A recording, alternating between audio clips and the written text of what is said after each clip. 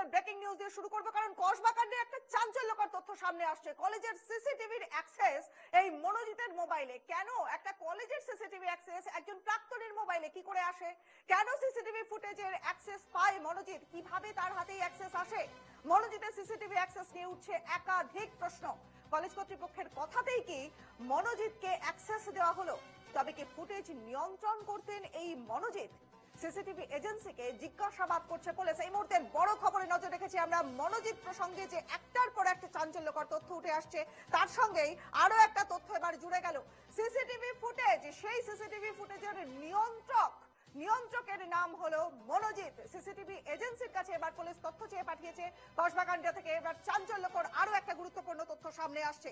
ভয়ঙ্কর তথ্য, CCTV access মনোজিতের মোবাইলে কি করে আসে? সঞ্জনা আমাদের সহকর্মী আমাদের সঙ্গে রয়েছে। সঞ্জনা, সকাল থেকে তুমি আমাকে এই খবরগুলোর দিকে নজর দেওয়াচ্ছ, একটা একটা বিষয়গুলোকে পরিষ্কার করাচ্ছ। দেখো, এই যে মনোজিতের প্রসঙ্গ বারবার আসছে, একজন কলেজের প্রাক্তনী, তার কাছে কি করে সিসিটিভির অ্যাক্সেস থাকে? একদমই, দেখো এই বিষয়টাকে সামনে রেখে কিন্তু সিসিটিভি এজেন্সির সঙ্গে কথা বলছে পুলিশ, এবং যেটা দেখা যাচ্ছে যে সিসিটিভির অ্যাক্সেস ছিল মনোজিতের মোবাইলে। কারণ মনোজিতের যে মোবাইল বাজেয়াপ্ত করা হয়েছে ইতিমধ্যে, যেখান থেকে নানান রকম অশ্লীল কখনো চাঞ্চল্যকর তথ্য পুলিশ পেয়েছে, তাতেই কিন্তু এটাও পাওয়া যাচ্ছে যে ওই সিসিটিভির অ্যাক্সেস ছিল মনোজিতের মোবাইলে। কিন্তু কেন ছিল, প্রশ্ন হচ্ছে এখানেই। এবং সেই জন্যই সংশ্লিষ্ট সিসিটিভি যে এজেন্সি রয়েছে তাকে জিজ্ঞাসাবাদ করেছে পুলিশ, এবং আগামীতে আবারও তাকে জিজ্ঞাসাবাদ করা হবে। কারণ পুলিশের কাছে যে সমস্ত বয়ান ইতিমধ্যেই তারা দিয়েছে, সেটা কিন্তু যথেষ্ট পরিমাণে সেখানে কোন রকম অসঙ্গতি পাওয়া গিয়েছে। কারণ তারা যেটা বলছেন যে পুলিশের কাছে যে এই মনোজিৎ সে এতটাই প্রভাবশালী ছিল, এবং ইউনিয়নের সঙ্গে তার এতটাই গভীর সম্পর্ক ছিল, বা সেই ইউনিয়নের রেগুলার যে যাওয়া আসা করতো, এবং তার পাশাপাশি সে কন্ট্রাকচুয়াল স্টাফও ছিল, এবং সেই কন্ট্রাকচুয়াল স্টাফ হওয়ার কারণেই কিন্তু তার মোবাইলে এই সিসিটিভির অ্যাক্সেস দেওয়া হয়েছিল। তার কারণ সে যাতে পুরো বিষয়টা ম্যানেজমেন্টের সঙ্গে কোঅর্ডিনেট করে মনিটরিং করতে পারে। কিন্তু একজন কন্ট্রাকচুয়াল স্টাফের কাছেই বা কি করে এই সিসিটিভির অ্যাক্সেস আসতে পারে, সেটা নিয়েও কিন্তু এখন রীতিমতো প্রশ্ন তৈরি হচ্ছে। এবং যে কর্মীরা এই সিসিটিভি ইনস্টল করেছিল, এর পাশাপাশি যারা ম্যানেজমেন্টে রয়েছেন, তাদের সঙ্গেও কিন্তু পুঙ্খানুপুঙ্খ যেটা করবে পুলিশ, যেটা আমরা জানতে পারছি। একটা জিজ্ঞাসাবাদের আমাদের সঙ্গে থাকো, তোমাকে একটু আমার সঙ্গে রাখবো। এই মুহূর্তে বিজেপি নেতা সজল ঘোষের সঙ্গে আমরা যোগাযোগ করেছি। সজল বাবু, দেখুন, সব থেকে চাঞ্চল্যকর তথ্য এবার সামনে চলে এলো। দেখুন, কলেজের একটা সিসিটিভির অ্যাক্সেস কলেজ কর্তৃপক্ষের কাছে নিশ্চয়ই থাকা উচিত। সেখানে একজন অস্থায়ী কর্মী বলুন বা প্রাক্তনী বলুন, মনোজিৎ, তার মোবাইলে সিসিটিভি ফুটেজের অ্যাক্সেস কি করে? সিসিটিভি ফুটেজের অ্যাক্সেস একজন প্রাক্তনীর হাতে বা একজন এমন অস্থায়ী কর্মীর হাতে থাকতে পারে, আমাকে বলতে পারেন? ওই তো কলেজের কর্তৃপক্ষ, ওই তো কলেজের প্রিন্সিপাল। ওর কাছে থাকবে না তো কার কাছে থাকবে? ওই তো কলেজ চালায়। কলেজ কি ওখানকার ভাইস প্রিন্সিপাল চালান নাকি? কলেজে প্রিন্সিপাল নেই। ওই কেন নেই? কারণ ওই তো ডিফ্যাক্টো প্রিন্সিপাল হয়ে আছে। আর প্রিন্সিপালের দরকার কি? ওকে অস্থায়ী কর্মচারী হিসেবে, ঝাড়ুদার হিসেবে ডাকলে হ্যাঁ স্যালারিটা বেঁচে যায়। প্রিন্সিপাল হলে প্রায় 2 লক্ষ টাকা স্যালারি দিতে হবে। তার বদলে একজন উকিল একটা আলিপুর কোর্টে ওকালতি করে, আবার সে এখানে ঝাড়ুদারিও করে। অর্থনৈতিক অবস্থাটাও বোঝা যাচ্ছে বাংলার। হ্যাঁ, তাকে দিয়েই কলেজ চালানো হচ্ছে, ফলে তার হাতেই আছে সবকিছু। এটা আমার অবাক কি আছে? সজল বাবু, একজন প্রাক্তনী বা একজন অস্থায়ী কর্মী, তার এত ক্ষমতা কি করে আসতে পারে যে সে একটা কলেজের সিসিটিভি ফুটেজের অ্যাক্সেস নিজের কাছে রাখতে পারে? তৃণমূল করুন, আপনার কাছেও প্রচুর ক্ষমতা চলে আসবে। তৃণমূল করলেই ক্ষমতা, তৃণমূল করলেই যা খুশি তাই, লুট তরাজ, মায়ের ইজ্জত, বোনের ইজ্জত, ধর্ষণ করার লাইসেন্স সব পেয়ে যাবে না। একেবারে অনেক অনেক ধন্যবাদ আপনাকে। বিজেপি নেতা সজল ঘোষের সঙ্গে কথা বললাম। সজল ঘোষ তিনিও কিন্তু পরিষ্কার বললেন যে এই মনোজিৎ কতটা ক্ষমতাধর, কতটা শক্তিশালী, সেই বিষয়টাও বোধহয় পরিষ্কার হতে শুরু করেছে। কারণ কলেজ কর্তৃপক্ষের কথাতেই কি মনোজিৎকে অ্যাক্সেস দেওয়া হয়েছিল, এই প্রশ্নগুলো উঠছে। আমাদের সঙ্গে এই মুহূর্তে রয়েছেন সিপিএম নেতা বিকাশ রঞ্জন ভট্টাচার্য। বিকাশ বাবু, মনোজিতের কাছে কলেজের সিসিটিভির অ্যাক্সেস ভাবতে পারছেন? কেন ভাবতে পারবো না? গভর্নিং বডি চালায় তৃণমূল নেতারা, তারা তাদের পছন্দ মতো অধ্যাপক অধ্যক্ষকে নিয়োগ করে, বামপন্থী হলে পরে তাকে বিপদে ফেলার চেষ্টা করে, এবং তারা এই সমস্ত ছাত্র নেতা কাম গুন্ডাদের দ্বারা সবটাই কন্ট্রোল করে।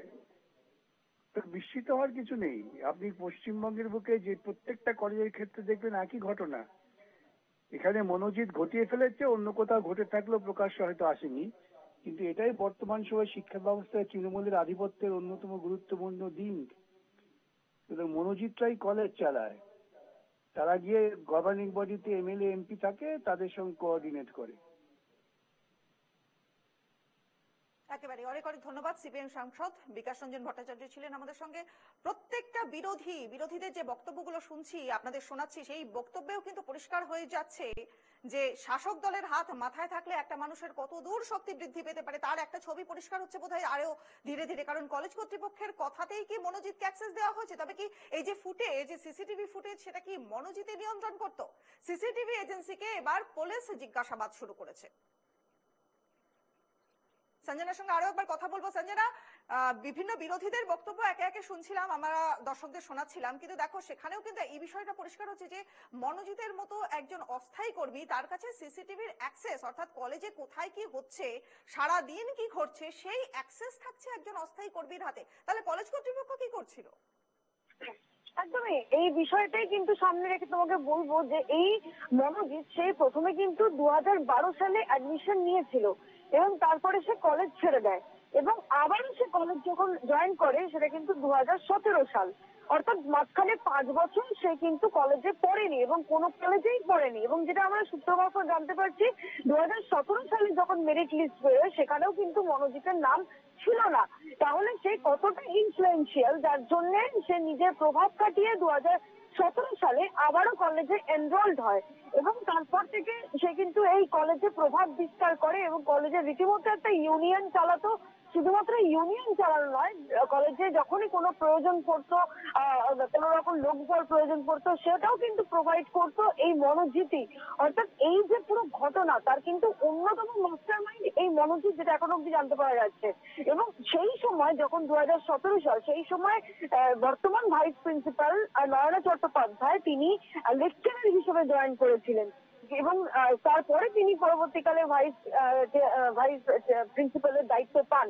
কিন্তু সেই মুহূর্তে যখন দেখা যায় যে তাকে এই পুরো কলেজের যে পরিকাঠামো বা কলেজের যে ম্যানেজমেন্ট, সেটাকে কিন্তু এক প্রকার হাতের পুতুল করে ফেলেছিল এই মনোজিতে। কারণ তার সঙ্গে যেহেতু যথেষ্ট পরিমাণে প্রভাবশালীদের যোগাযোগ একটা দেখা গিয়েছে, আমরা একাধিক চিত্র হাতে পেয়েছি যেগুলো কিন্তু স্পষ্ট এটাই ইঙ্গিত করছে যে মনোজিতের সঙ্গে যথেষ্ট পরিমাণে প্রভাবশালীদের একটা যোগাযোগ ছিল বা ওতপ্রোতভাবে তাদের সঙ্গে সম্পর্ক ছিল এবং সেই ইনফ্লুয়েন্স খাটিয়েই কিন্তু এতদিন পর্যন্ত মনোজিৎ পাস আউট হয়ে যাওয়ার পরেও ওই কলেজে যেত, ওই কলেজে ইউনিয়ন চালাতো। আরো স্পষ্ট করে বলতে গেলে কলেজের ম্যানেজমেন্টে ঢুকে সেই ম্যানেজমেন্টের অংশীদার হয়ে গিয়েছিল, যার কারণবশত দেখা যায় যে একজন কন্ট্রাকচুয়াল স্টাফের হাতে সিসিটিভি চলে আসতে পারে বা সিসিটিভির অ্যাক্সেস চলে আসতে পারে এবং যার কারণেই মূলত এই পুলিশের কাছে একাধিক সন্দেহ রয়েছে যে কিভাবে আসতে পারে, যার জন্যই যারা এই কমিটি তৈরি করেছিল, যে অ্যাক্সেস মনোজিৎকে দেওয়া হবে বা সিসিটিভি মনিটরিং, কলেজের সেই সমস্ত আধিকারিকদেরকে বা কর্মীদের সঙ্গেও কিন্তু পুলিশ কথা বলবে প্রয়োজনে, যেটা জানতে পারা যাচ্ছে। কারণ এই বিষয়ে একাধিক ধোঁয়াশা কিন্তু এখনো পর্যন্ত রয়ে গিয়েছে, সেগুলোই কিন্তু ক্লিয়ার করার জন্য পুলিশ বারংবার এই সমস্ত কর্মীদের সঙ্গে এবং সিসিটিভি এজেন্সির কর্মীদের সঙ্গেও কিন্তু সমানভাবে কথা বলবে, যেটা সূত্র মারফত পুলিশ সূত্রে জানতে পারছি। একেবারে একেবারে অনেক ধন্যবাদ। আমাদের সহকর্মী সঞ্জনা লাহিড়ী এতক্ষণ ছিলেন আমাদের সঙ্গে। সঞ্জনা, পুরো বিষয়টা পরিষ্কার করে আমাদের বোঝাচ্ছিল যে 2012 সাল থেকে 2017 সালের মধ্যে তার কোনো খোঁজ খবরই ছিল না, সে কোনো কলেজেই পড়েনি, কিন্তু 17 সালের যে মেরিট লিস্ট, সেই মেরিট লিস্টেও কিন্তু নাম ছিল না এই মনোজিতের। তার নামটা চলে এলো 17 সালের মেরিট লিস্টের মধ্যে, তার নামটা চলে এলো এবং শুধুমাত্র নামই এলো না, এখন আমরা দেখছি সেই কলেজের সিসিটিভি ফুটেজ, সেই ফুটেজের অ্যাক্সেসও কিন্তু তার কাছেই রয়েছে। অর্থাৎ মনোজিৎ যে কতটা প্রভাবশালী, কতটা ক্ষমতাশালী, কতটা ইনফ্লুয়েন্সড পারসন, সেটাও কিন্তু আরো একবার পরিষ্কার হচ্ছে। সঞ্জনা, অনেক অনেক ধন্যবাদ।